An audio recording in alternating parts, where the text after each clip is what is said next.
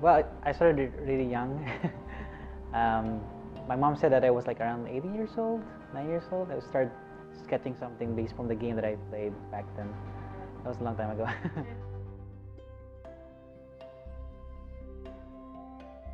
Well, I studied computer science. Majority basically it's all self-taught back on my time. There wasn't any formal training that you could really get at the time.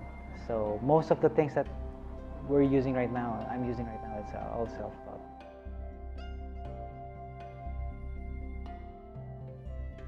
I think games for me was really a passion from day one. Me feeling and working in the game industry, it's like I'm feeling at home, feel at home.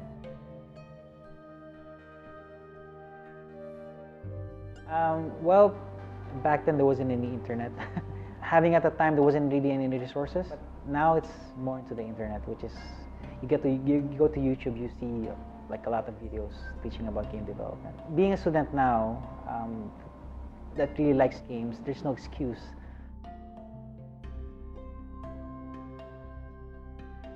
I'm working in an industry. We have our own company. Yes, we have our own technology that is multi-platform now. It runs in PC. We're running on Android and iOS, and we have a good performance coming out from those things.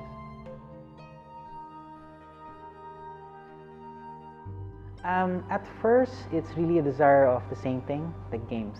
If you like games, then it will be easier to talk to somebody that, even if they're not really in the industry, what the motivation they were going to have, or they should be, is that there's a tough competition as well. But having the formal education, it somewhat helps them to move forward on this one.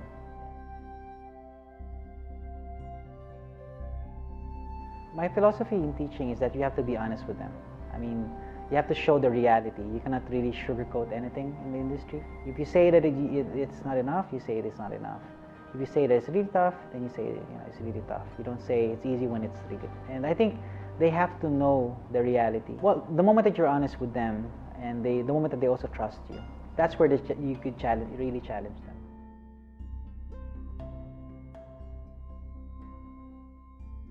them. Not at all specific. I really like all of them, especially now with teaching. I also really like teaching game development, programming as well, from start to finish, from development, from designing, and to sleepless nights on beta testing.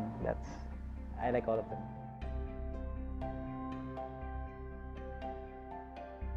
Well, before, if you ask anybody to learn game development like 20 years ago, they ask your parents, they would probably say no, because they know that at the time there wasn't really an industry here.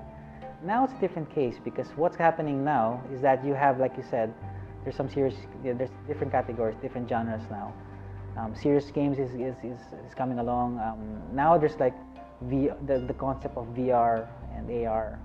That could give rise to different industry all throughout itself. I could tell them, just go for it. I mean, it's not a question now if you could secure a job or something. So it's still in infancy. Industry here in Singapore, even in the Southeast Asia, it's still in infancy, which is actually good for those who would like to join the industry itself.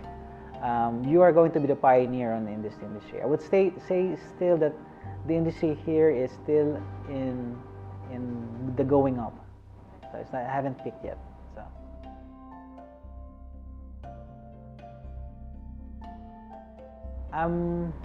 I wouldn't say there's any specific personality, but I think it's more of the passion. You have to be passionate about these things.